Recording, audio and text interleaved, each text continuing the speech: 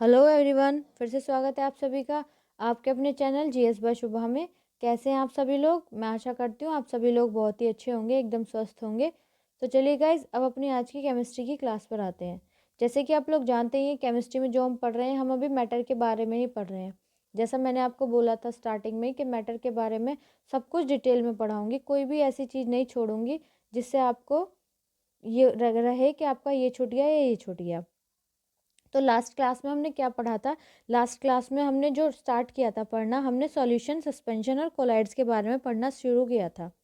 तो उसमें हमने सबसे पहले कल कितना पढ़ा था? कल सिर्फ हमने ये पढ़ा था कि सॉल्यूट क्या होते हैं और सॉल्वेंट्स क्या होते हैं। सॉल्यूट और सॉल्वेंट के बारे में हमने अच्छा डिटेल से कल कवर कर लिया था। तो आज हम क्या पढ़ने वाले हैं? चलिए आज आते हैं। तो आज हम क्या पढ़ेंगे? पहले हम सॉल्यूशन के बारे में पढ़ेंगे, फिर हम सस्पेंशन के बारे में पढ़ेंगे, और जब हमारा वो कंप्लीट हो जाएगा फिर हम उसके बाद कोलाइड्स के बारे में पढ़ेंगे। तो चलिए, अब अपना आज का जो हमारा टॉपिक है आज जो हम पढ़ेंगे मैटर के अंदर, आज हम पढ़ेंगे सॉल्यूशन के बारे में कि सॉल्यूशन क्या होता है।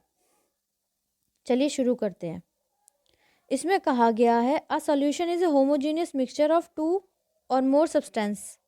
अ homogeneous mixture means that the mixture is just the same throughout. Some common example of solution are salt solution, sugar solution, vinegar, metal alloys such as brass and air. Hindi में समझते हैं। हिंदी में इसका मतलब है कि जो विलियन होते हैं, विलियन क्या है? जो सॉल्यूशन है जिसके बारे में हम पढ़ रहे हैं वह क्या है? एक समांगी मिश्रण है। क्या है वो? एक समांगी मिश्रण है, होमोजीनियस मिक्सचर है। दो या दो से अधिक पदार्थों का मिश्रण है, जो कि क्या है? विलयन एक समांगी मिश्रण है जो कि दो या दो से अधिक पदार्थों का एक मिश्रण है।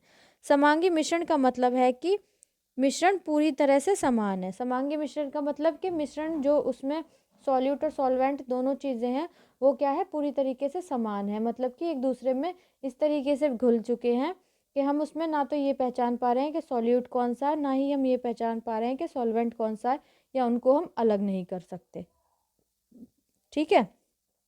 आगे बताया गया है विलयन के कुछ समान उदाहरण है, जैसे नमक का घोल, चीनी का घोल, सिरका, धातु या फिर मिश्र धातु जैसे पीतल और हवा। अब देखिएगा, जब हम नमक और पानी को एक साथ घोलते हैं, नमक और पानी का घोल होता है, तो उसमें आप बता सकते हैं कि नमक कहाँ है और पानी कहाँ है? जब उनको हम एक साथ घोल देंगे, दोनों क्या है? एक तरीके से एक ट्रू सॉल्यूशन ही तो है एक। ठीक है। और फिर अगर हम चीनी और पानी का घोल घोलें तो वो भी क्या? एक तरीके से मिक्सचर है, लेकिन हम उसके अंदर ना तो चीनी का बता सकते हैं देखकर, ना ही पानी का बता सकते हैं कि पानी कहाँ कहाँ है, चीनी कहाँ कहाँ है। ऐसे ही सिरका है, सिरका भी एक मिक्सचर है। कई इंग्रेडिएंट से मिलकर सिरका बनता है। जब हम सिरका बनाते हैं, गन्ने के रस को सड़ाते हैं, उसमें हम काफ़ी चीज़ें मिलाते हैं, तो कई चीज़ों का मिक्सचर है सिरका भी, विनेगर जिसको हम बोलते हैं।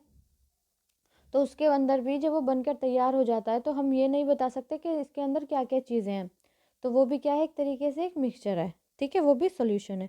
ऐसे ही मिश्र धातु हो गए, एलॉयज हो गए, जैसे कि पीतल है, और हवा, एयर में भी क्या है?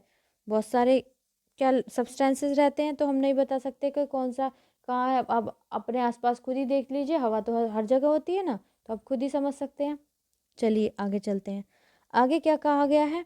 आगे बताया गया है कि जो विलियन है, जो कि सॉल्यूशन है, उसकी प्रॉपर्टीज़ क्या क्या हैं।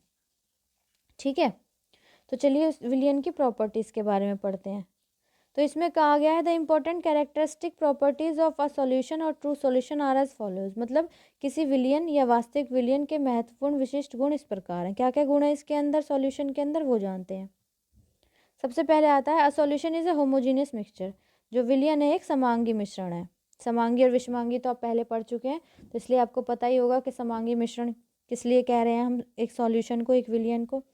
फिर आगे क्या आता है? आगे नेक्स्ट पॉइंट आता है the size of solute particles in a solution is extremely small. It is less than 1 nanometre in diameter. 1 nanometre is equal to 1/10⁹मीटर। हिंदी में समझते हैं।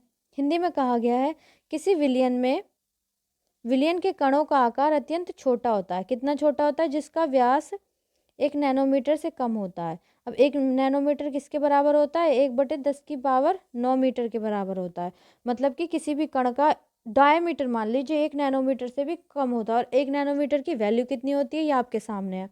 1 नैनोमीटर की इतनी वैल्यू होती है। तो आप एक तरीके से बहुत अच्छे से समझ ही गए होंगे कि जो विलियन के अंदर जो कण होते हैं, सॉल्यूशन के अंदर जो कण होते हैं वो कितने बड़े होते होंगे। ठीक है, चलिए आगे जानते हैं। आगे कहा गया है the particles of A solution can not be seen even with a microscope.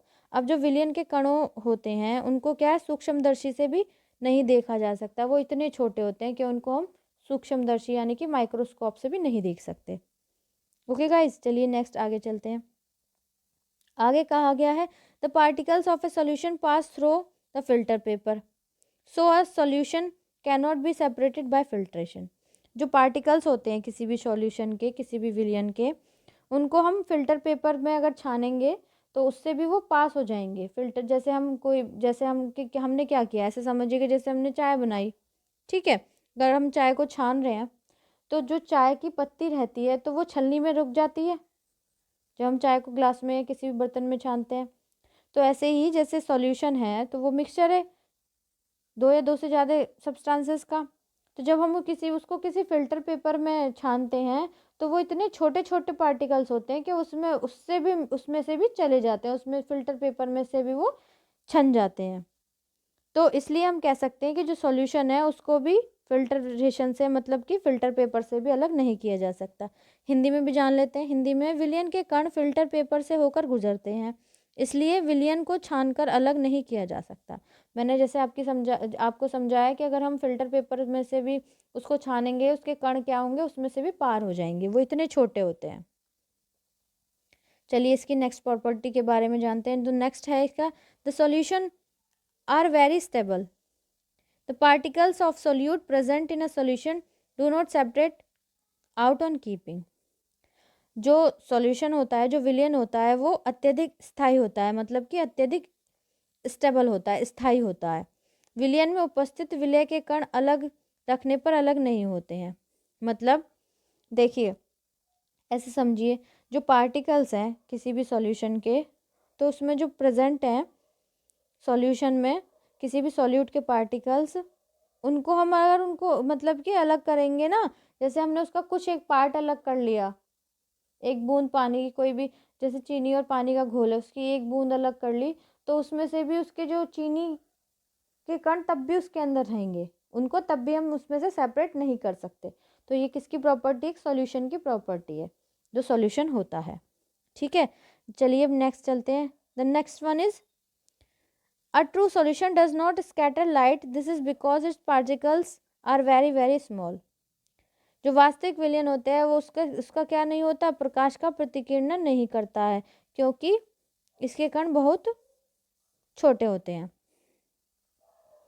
अब जो ट्रू सॉल्यूशन होता है, अगर हम उसमें से प्रकाश को भेजेंगे तो वो क्या क्या नहीं करेगा, वो उसमें के अंदर से लाइट स्कैटर नहीं होगी, क्योंकि उसके पार्टिकल्स इतने क्लोज होते हैं, इतने पास पास होते हैं कि वो लाइट को भी पार नहीं होने देते। ठीक है, तो ये क्या थी, हमारी एक सॉल्यूशन की प्रॉपर्टी थी।